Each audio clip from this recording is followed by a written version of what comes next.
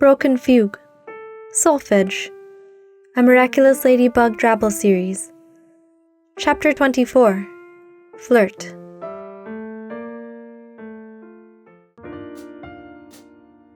Tu sais, je vais t'aimer. Noir perked up as the honey-sweet voice met his ears. He turned in time to see Coccinelle taking the steps up to the stage, looking stunning in a red sleeveless dress with a lace bodice. Ah, really, Ladybird? If I may humbly say so, I don't blame you. Besides my good looks, I also have a great sense of humor. Don't give yourself too much credit, Chaton, she chided, not unkindly. Do you know the song or not? Of course. I'm prepared for you, milady. She lifted the mic from the clip and he played the opening chords.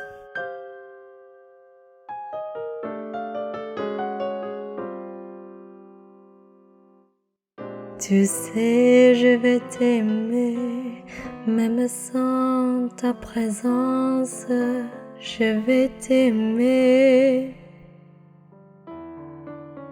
Noir closed his eyes as he played, savoring the way Coccinelle's voice melted into the piano's tones. Her voice was soft, soothing, easy to listen to, perhaps untrained, but beautiful nonetheless, like a rare wildflower. The mood of the club had shifted as she sang, commanding the audience's attention. Who was this girl who could cast such a spell with her voice?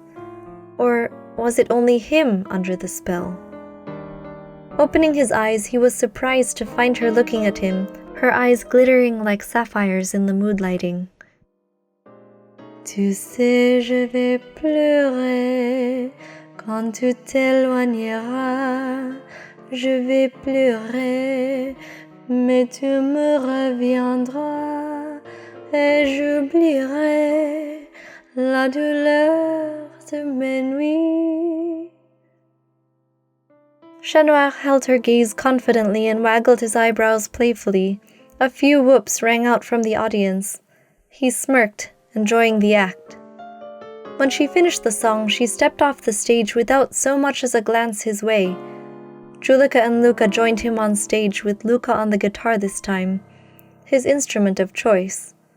As they launched into a light-hearted improvisation, Luca setting the chords, Noir discreetly scanned the audience for the girl in the red dress. He didn't see her. She couldn't have left already, could she? He would have missed her, if not for the way the sequins of her mask caught the light when she glanced toward the stage, about to push open the door. Noir played a cadence to gracefully retire the piano and slipped off the stage, weaving between tables, dodging patrons, out the door. Her heels were clicking on the concrete as she strode away, one hand on her mask. Ladybird, Chat called out. Her hand fell away from her face and she turned, mask still on. Noir, she acknowledged, pausing in the middle of the sidewalk. He caught up to her. Leaving without a goodbye? Well, you were busy. A cat always has time to chase a ladybug. You're too much. She playfully pushed his shoulder. Do you ever stop flirting? He caught her hand. With you? Why would I, when it's so much fun?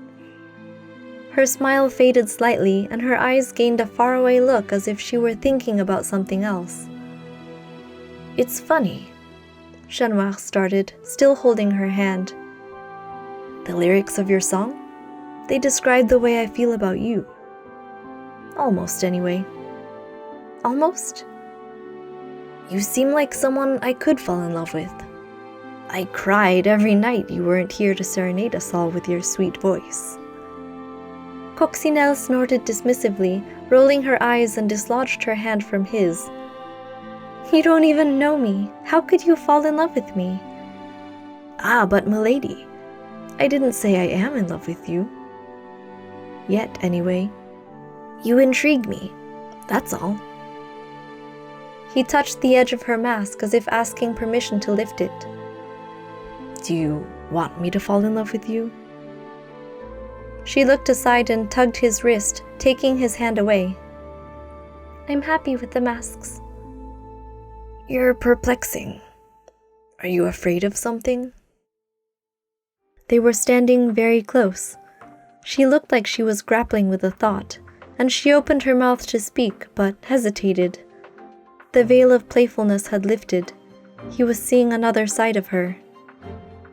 When she didn't say anything, a daring thought came to Chanoir's mind. He leaned forward. She didn't move away. He hovered his lips above hers.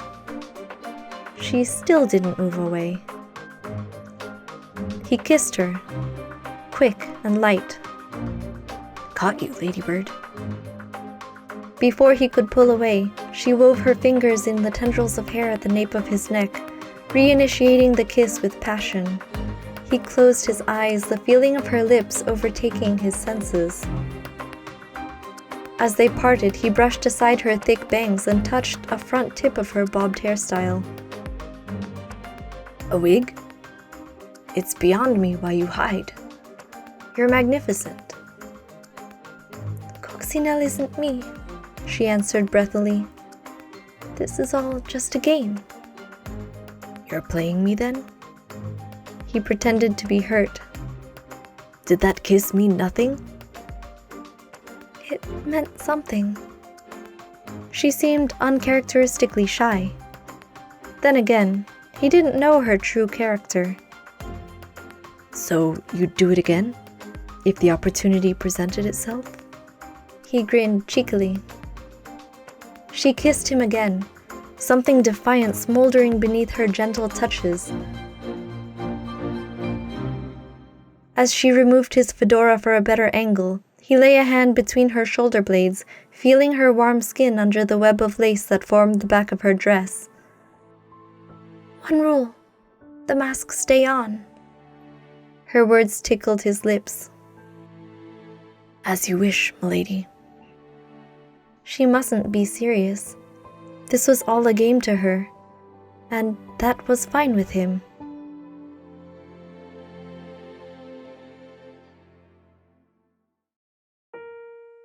Thank you for listening to Chapter 24 of Broken Fugue, Solfège. See you next time!